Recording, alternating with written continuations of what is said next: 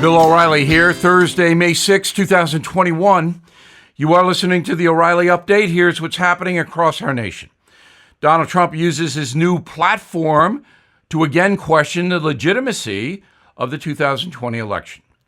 Transgender activists go after Caitlyn Jenner. India setting a new record for daily COVID deaths. Prescriptions for anti-anxiety drugs jump 34%. 3 in 4 adults help their grown children pay the bills during the pandemic. Also ahead, are you paying your fair share to Caesar? Let's find out. But first, President Trump posting a series of messages on his new website, once again claiming the presidential election was stolen. According to Mr. Trump, Mike Pence and Mitch McConnell should have stopped the electoral certification of 6 states. The former president writing, quote, "Only lunatics are afraid of the truth." MSNBC's Joy Reid and other trans activists calling Caitlyn Jenner a hypocrite. The liberal host accusing Ms. Jenner, herself a transgendered woman, of pandering to conservative voters as she launches her gubernatorial campaign in California. The former Olympic athlete opposes allowing anyone born a biological male to compete in women's sports, which fanatical progressives like Ms. Reid vehemently oppose. The COVID virus hurting India, doctors there confirming at least 5,000 fatalities in less than 24 hours, with experts saying the actual figure could be 50,000 dead. The country accounted for 1 in 4 deaths worldwide last week, 50% of new cases on the entire planet. Other hotspots on Earth, Brazil and Mexico. America's demand for anti-anxiety medication up 34% compared to this time last year. Pharmacists also report higher sales of sleeping pills and over-the-counter stress relievers. Experts say virus fears, financial problems, and vaccine terror can cause post-traumatic stress disorder, which is, of course, nonsense. This is very simple. Some folks are afraid. More than 3/4 of parents are providing financial support to at least one adult son or daughter. 1 in 5 gave more than $5,000 to the adult kids. And on that note, are you paying your fair share in taxes? Right back with that. I've warned you about home title theft, where cyber thieves remove you from your home's title and they become the owner. I said, get Home Title Lock because it's coming. Well, if you're on Facebook, it's here. Facebook had 500 million accounts exposed to cyber thieves. And a retired FBI cybercrime expert said everything thieves need to own your home was leaked. Name, address, personal information, everything. The thief forges your signature on a quitclaim deed stating you sold your home to him. Then he takes out loans on your home and leaves you in debt. You won't even know until the collection company calls, pour in. Do what I did and protect your home's title with Home Title Lock. Please go to HometitleLock.com. Register your address to see if you're already a victim. Then sign up for 30 free days of protection during this high-risk breach. That's HometitleLock.com, promo code radio. HometitleLock.com, promo code radio. Time now for the O'Reilly Update message of the day, paying our fair share. That is the mantra of far-left politicians that many Americans do not. But socialist Bernie Sanders and President Biden are out to make that right. They say that affluent Americans and corporations do not pay their fair share. Well, as you know, I am a simple man. So let me ask Mr. Sanders and Mr. Biden a simple question. 43% of working Americans who file tax returns pay zero in federal income tax. Nothing. Is that a fair share? Nothing? So Sanders and Biden are talking about people like me, and maybe you, who make good money, but also pay a ton in taxes. But they want more. The Democrats want much more. In fact, the socialist Sanders would take nearly everything I have if he could. So let's see. What should I, and perhaps you, render to Caesar? What is my fair share? Well, I pay close to 50% to the feds on the income that I earn. When you count health taxes, it gets over 50% in some years. I pay New York state tax of more than 6% and New York state sales tax of close to 9%. I pay property taxes and gas taxes and taxes on my automobile and taxes on my phone and internet. And I pay taxes every time I turn around on everything I do, including people I hire. I get taxed on paying them wages.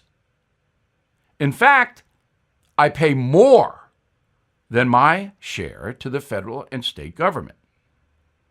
I love my country, so I accept that.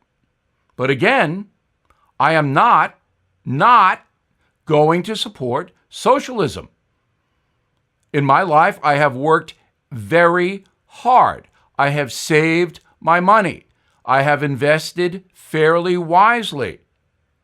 I'm not going to hand it over to Bernie Sanders so he can buy votes. And that's what this is all about. I don't trust Sanders or Biden or any of the other progressives to spend my tax money wisely. That's not what they want to do. They want to give money from hardworking people, from corporations, to Americans who don't have very much, thereby buying their votes. I support safety nets. Some people get hosed. Some people are sick. We have to take care of them. But that's not what Sanders and Biden want. They want guaranteed income for everybody. The fair share mantra is a ruse. I'm Bill O'Reilly, and I approve the message by writing it. For more honest news analysis, please visit BillO'Reilly.com. And also, please check out my brand new book, Killing the Mob, surging on Amazon. In a moment, something you might not know. Are you looking for your next investment? Bill O'Reilly here. There are 7 reasons to look at the NRIA Real Estate Development Fund. Monthly cash flow payouts of 10% annualized. Bonuses to 21% targeted. They strategically locate in lower risk, high demand areas people want to move to. New construction is short on supply. Real estate affords diversification and safety from stock market risk. Their short and long-term strategy provides for steady returns right now. NRIA is an industry leader with a 15-year proven track record. So, if you've been sitting on the sidelines or want to diversify, start your due diligence at nria.net. Or you can call 800-800-1414. That's easy. 800-800-1414. An offer of securities is only made by the NRIA Private Placement Memorandum. Read it first. Past performance does not guarantee future results. NRIA is a real estate development firm. Learn more at nria.net. Now the O'Reilly Update brings you something you might not know. 64 years ago today, Lucille Ball and her husband, Desi Arnaz, ended one of the most successful television programs of all time, I Love Lucy. Debuting 6 years earlier, the 180-episode series would change the entertainment industry forever. Unlike other sitcoms of the era, Lucy was centered on actress Lucille Ball's real life, dealing with domestic issues, marriage, children, daily struggles of middle-class women. Some studio executives thought the show would be a disaster. Producers at MGM dismissed Miss Ball as a, quote, crazy redhead. Most believe the American audience would never accept a female lead. And some even questioned whether Americans would watch a white woman married to a Cuban man. To prove them wrong, Lucy and Desi developed a vaudeville act touring rural hotels in Pennsylvania, New York State, and Ohio. The shows quickly sold out. Americans loved Lucy and Desi. CBS signed the duo, and the first episode aired October 15th, 1951. 11 million people tuned in to see it, and there were only 15 million TV sets in the entire country. So more than 2/3 of Americans who had TVs were watching Lucy. During its run, the show and its cast garnered 24 Emmy nominations, 5 wins, 2 of them going to Lucille Ball. And here's something else you might not know. I Love Lucy was one of the first TV programs actually filmed in Hollywood. At the time, most shows were taped in New York City, but Lucy and Desi refused to relocate from their home in Los Angeles. While in Hollywood, Desi Arnaz took on other roles, even producing TV shows like The Untouchables. The show and its negative depiction of Italian-American gangsters upset a few people, including members of the mafia. Chicago boss Sam Giancana even put out a contract to kill Desi Arnaz for promoting anti-Italian stereotypes. I break that story in my brand new book, Killing the Mob. Desi Arnaz survived, but just barely. Bet you didn't know that. I don't even think Lucy knew.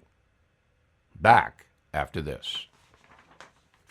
This year marks 20 years since America's darkest day, September 11, 2001, and the Tunnel to Towers Foundation has been supporting America's frontline heroes ever since. When a first responder or military service member doesn't come home and young children are left behind, Tunnel to Towers pays off the mortgage to lift the financial burden for the family and bring their families some stability. For catastrophically injured vets and first responders, Tunnel to Towers builds mortgage-free smart homes, enabling our most severely injured heroes to live more independent lives. Our nation's heroes, people who are willing to die for us, need your help. So please don't wait. Join Tunnel to Towers on their mission to do good and help those heroes. Please donate $11 a month at T2T.org. That's T2T.org. Thank you for listening to the O'Reilly Update. I am Bill O'Reilly. No spin, just facts, and always looking out for you.